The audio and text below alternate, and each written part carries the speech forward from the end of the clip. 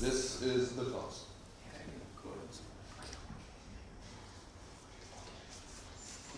So what I want to do is to give my customers the things they need in their everyday nightlife experience.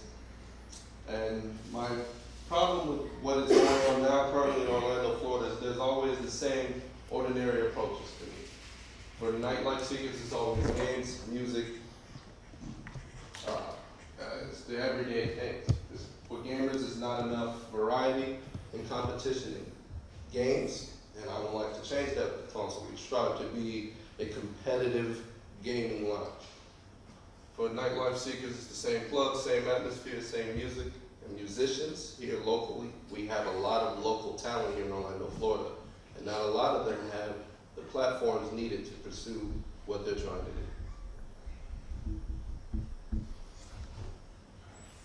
Once again, games, drink, music, and entertainment in your everyday nightlife.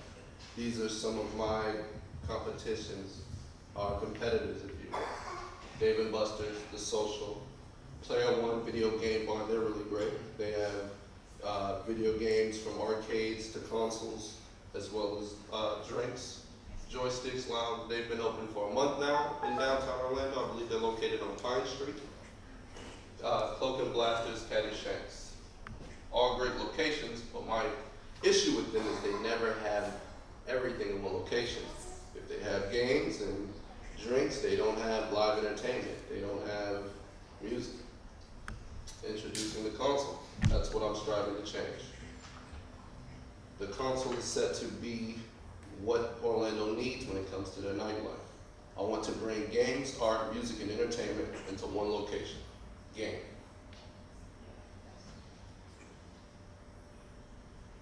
Okay, we don't have sound. Okay, well, games and art, I want to range from retro to new, in consoles and arcades, and I also want to include virtual reality into our company. That's going to be key. Art from local artists here in Orlando, Florida. We will have the artwork displayed on the walls. Within our website, which is currently in the works, we will have a registry for artists and musicians. Each artist and musician will be able to apply or register under our website for their music and artwork to be reviewed. And from there, we'll decide or determine which will be presented on the wall or which musician will be performing on our event nights at the concert. Music and entertainment. Entertainment ranging from whatever we would like it to be on our event nights. We plan on doing event nights 2 to 3 nights out of the week. And I also don't think I'm going to start my events until 2 to 4 months in. I would like to build anticipation on the events, as well as make sure that I have enough musicians and performers lined up to do what I need done. Game tournaments, comedy nights, dance battles, and cosplay is also welcome. I know it sounds like a lot in one location, but here's a video of us getting just that done at a location in Defined Enterprises. We held multiple events. This was one of them. The sounds are not there.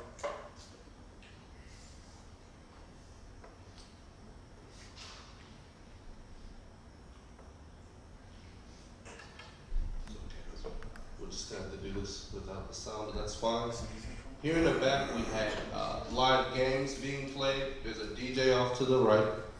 So we had games, music, drinks. Further on down the line, you can see that we have artwork displayed throughout the entire building. Artwork from various local artists, their information being next to their artwork, of course, and the pricings that they're selling their artwork for. We even had live artists painting at this event, I believe. Here we are. So they were painting live in front of others and the dance floor as well, with another DJ in the front. So we had 2 DJs for this particular one. Okay. So why now? The boom, like I said, of local artists and the need for a platform. There are lots of local artists here in Orlando, Florida. Our talent is here, but there's nowhere for it to be shown. And the one for virtual reality, of course. Why us? Well, the connection to the local artists and musicians. which I cannot wait to explain to you where that stands with me, and the ability to provide variety in competition and competitive gaming.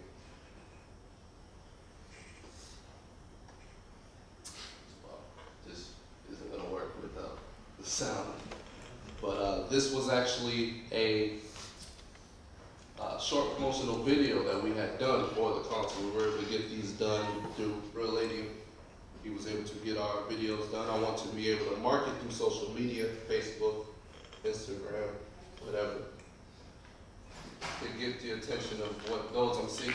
Also, we'll be able to use local artists and local talent in their social medias to promote their event nights and the days they plan on performing at the console, using their already following on what we need for the console. Pricing is standard, just a $5 door fee. Arcades are just normal prices. Virtual reality, depending on the system, ranging from $10 to $15. And our event nights at 10. They can go higher depending on the scale of the artist. Monthly growth projections, always striving towards better numbers, of course. Like I said in the beginning, the numbers are pretty low, starting at around 10,000, which is okay, but they're only at this price, saying that we have an average of 40 customers a day coming in at $5 a head and only paying $2 for arcade. I did not include virtual reality, I did not include event nights in none of these numbers. Towards the fourth month, I do want to include events, as I said, and we'll have event nights at least 2 to 3 nights a week. And I plan on increasing those numbers through the quality of virtual reality games, increased promotions, and higher scale artists, and larger scale gaming tournaments. This is what I'm excited to speak with you guys about, is our console team. Lauren Davis has hosted many nightclub events at Club Social, the Beecham, and clubs in Daytona Beach area. He is widely known for his local nerdcore rapping.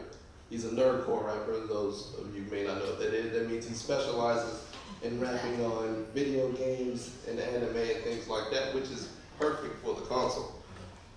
Very energetic and a gamer himself, he will be the host of the console. And last but definitely not least, this is Swanberger. ASAP Swan is what they call him. He's been Orlando Weekly's King of Music and Nightlife 10 years running here.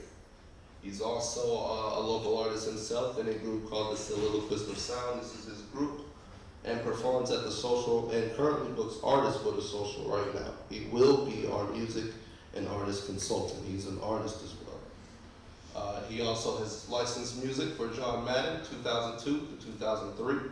Licensed music for Yellow to the Sky, which is a movie that can be found on Netflix currently. And his commercial music for the Orlando Magic. He has opened up for bigger names such as Lauryn Hill and Sage Francis. He's opened up for quite a few people actually. Once again, this video would have been great with the sound. But that is it, guys. Any questions?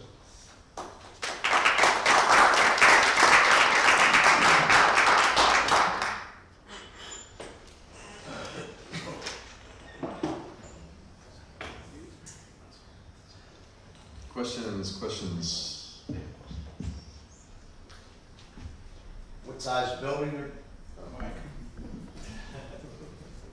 what size building are you going to need? What's going to be your rent on the building and the parking situation? Now, this is why we're here. This is one of the things I've been looking into since we've started this. The building can range.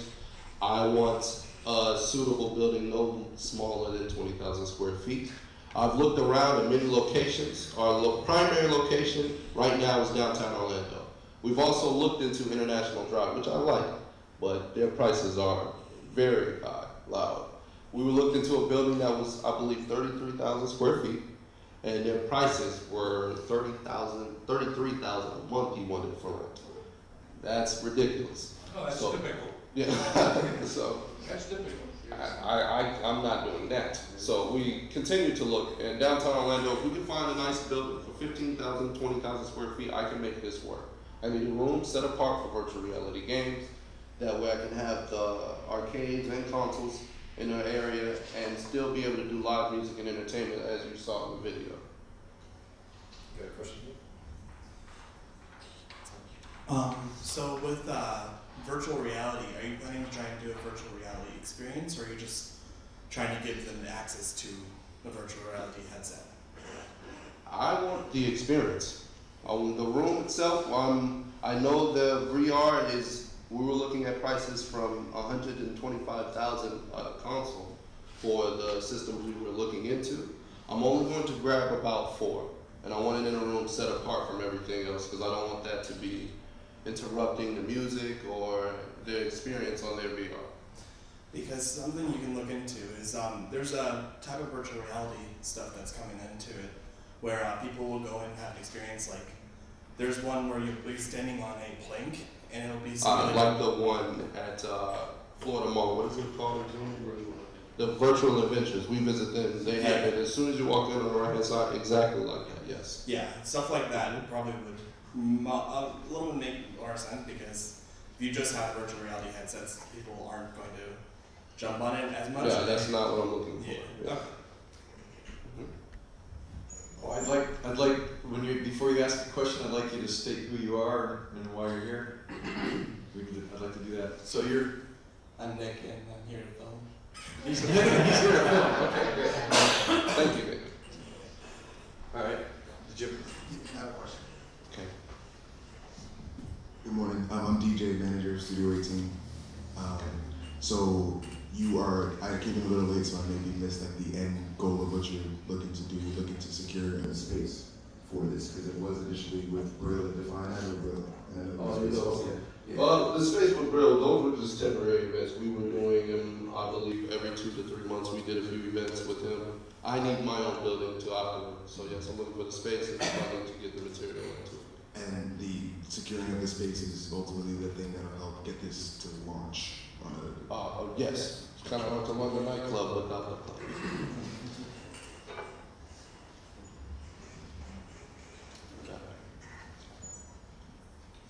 Hi guys, I'm Gabby Fulner. I'm actually really well in our Advanced Entrepreneurship, so that's why we're here. My question to you is, are you familiar with the West Art District that's come up in downtown Orlando? I know of a few art galleries here, thanks to Swanberg himself. They have artwork there currently, so I'm semi familiar with the City Arts Factory. Okay. The West Art District is just west of I-4, and it's brand new. Just came up this year. There's lots of street art. I think it's on like Central and Westmoreland.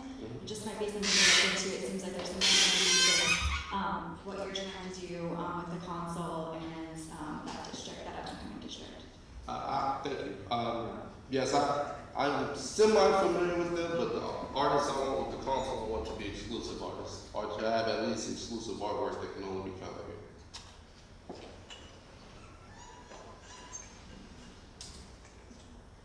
Yes. My name is Tom Sawyer with Disraeli. We're local entrepreneurs ourselves. Okay. Have you guys considered looking more towards like UCF just for demographic reasons as well as cost for building and not having to compete with so many other bars in the area? Might give you guys a little bit more of an edge, especially with the whole suburban concept in the Winter Springs area growing so rapidly. I haven't, only because I say this. I'm not sure if you guys are aware, but UCF is actually trying to open up a new campus in downtown Orlando. No, I can dig it. Just my following, the following we have here with the console and with Swanberger, who is our music and art consultant, his following alone is enough to get me some of the things I need, and I know he's able to bring out a show and a crowd in downtown Orlando.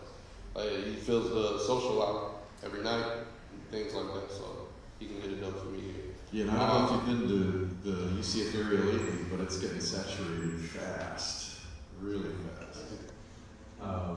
And besides, UCF isn't the only game in town because Valencia's got 50,000 plus students, and Seminoles, or whatever they call it now, they've got 40,000 students. So we have enough students all over town. Yes. So I think downtown is good by virtue of the fact that if you go on the outskirts of downtown, like the art district that Gabby was talking about, the rents will be a lot cheaper, and you'll still be able to bring in a lot of people. So I think downtown will be great because we need more stuff like this to attract more locals to downtown.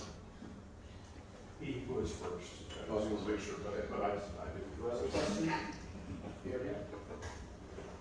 My name is John Ryan. I'm a mentor with SCORE. Have you guys done a business plan yet? Yes. What's the cash flow analysis on this? I saw that, but it would appear to me your operating cost is staggering.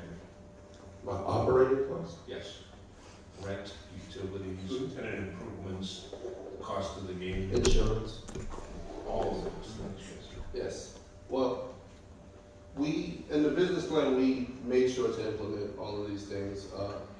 Right now, as I said, these numbers are really small, but that was only based off of 40 people coming in without paying for virtual reality, without paying for our event nights, which happens 3 nights a week. These numbers were based off of just door fee and $2. Saying they only spent $2 on arcades. Your numbers were not small as far as income, but the business is real simple. Bring in more than you spent. Yes. It appears to me that your costs are going to be quite high. On the startup costs? Yes. The cost of the games, the Yes. cost of the building, the tenant improvements to the building. Well, we already have 2 of each system when it comes to retros, and it's already in our fund. The only cost we will be spending out would be rent and, of course, employees, the insurance, and these PRs. So, that's Good luck to you. thank you. Hi there. Over here. Yes. I'm David. I'm here for the coffee and for the pastries. No, I'm a regular contributor, pester, things like that. I have been, I'm going to throw this out there because I agree with what the gentleman just said. I think that the fixed costs, the operating costs of the business are going to be huge. And Yes. you're clearly going to need to raise some funds for this. And so it'll be a while before your business model is really proven as to whether it can be profitable on an ongoing basis. I'm just telling you that any business that's trying to start out in 20,000 feet of space and is concerned about venue, this is going to be a big, big challenge for you to overcome. So I'd like to float at least the idea that you think about a completely different concept that can incorporate all the elements that you desire to have in the console, but think about it a little differently. Like, for example, this is out there, the food trucks. Find some place that is not a building that's established, but you're creating a venue where different suppliers of food, different suppliers of games, different suppliers of art can come and in a venue that supports everything else that you want to do, but without the fixed overhead costs. And not necessarily even with the permanence of a location, because if you choose a location and it turns out to be dead, nobody wants to go there, there's a problem, there's traffic, the ability to pick up and move and do something different, I think could make your business survive. Well, one of the things with the console is most of our equipment are one-time buys other than keeping up our maintenance. Now, as far as the food, we had concepts and we've spoken with multiple people on this, but I, if anything, would not want to be in charge of that myself. So I would rent out a space towards someone else who's already established here or a local spot and have just a side set apart for them and they pay rental fee. So I'm not trying to get involved in that at all, actually. So the only costs I'm concerned with are these VR, because like I said, that's $125,000 per head or more. And as far as consoles, we've already, thanks to the events we've held with Real Lady, we were able to get the consoles already. The sound equipment, of course, is something I have to consider, and just maintain maintenance. Okay, so the final point that I would just make in all of this, and I apologize for the reference to another city, but I grew up in Dallas, and so I follow some things that are happening there. There's a place near downtown called Trinity Groves, and it started as a place that major restaurateurs wanted to try out new concepts. And so what they do is they bring in chefs or startups who are looking to do things that are innovative with food service, but they bring them in for a temporary, some short period of time. And it's sink or swim for them. And that has become a destination. A lot of it's open air. There are different vendors that come in from time to time, so it allows them to create a buzz and to keep people coming in and not be tied down to a restaurant concept that's going to fail, for example. So your model, because you have these 4 elements, and it requires you to get every single one of those right in order to have a venue that's really going to pop. If you mess up on games, if you mess up on art, if you mess up on the other elements, and if you mess up on food, then there are going to be people who are going to say, well, I like everything. Food wasn't in our. Well, but you're talking about having some It's service. a possibility. Okay. Games, art, music, and entertainment. Okay, so anyway, I'll yield the floor, but I just wanted you to think about a concept that taking your concept and applying it in a way that has, more versatility so that you don't get trapped in one location or one concept if you need to pivot along the way. Okay, thank you. Any last question? I think I like his idea too, because, yes, you've had, how many events have you had at the About 6, I think 6. Okay. What he's suggesting is that there are, maybe you need to test out different locations around town and see how well each one does first. And then that way you'll have a better idea as to where you want to go permanently. And then once you do that, most business would basically start out with 5,000 or 10,000 square feet and see how that works, okay? Because if you've got 20 and you're in a 5 or 10 year lease, you're screwed if it's not going to work very well. But if you start out at 5 and it doesn't take that much to make the money, hopefully, to handle that, and then ideally you have a space that you can expand at the space, right? So that would be my suggestion: is to start smaller and get people packed in there. You want a line outside the door, okay? And if you can get that line outside the door, you can have a 2,000 square foot space and you're gonna make money. So what you wanna do, my suggestion, I think everybody here would probably agree, that probably wanna start out with a 5 or 7,500 square foot space, make that rocking and happening, and make everybody in Orlando lining up outside the door. And then when you want to find a 20,000 square foot space, people will be banging on your door for that. As long as I'm able to fit in the arcade and virtual reality, then I'm fine with the space. I just have to consider the fact that I need the room to operate what will essentially be a nightclub for the next other week. Okay, cool. That I can understand. And VR systems, you can get them for $25,000. So, I mean, there's a lot of, even less than that. I mean, we have games, VR games that you can just, it's $800 for an HTC Vive, So, I mean, there's all kinds of opportunities for you to present, because only 1% of people have ever even seen a VR system. And so when you put a Google Glass on their eyes, they go gaga. So if you can serve as a showcase for local VR talent and companies, then that's gonna bring people in for that too. So we have one question: what can we as a community do to help you?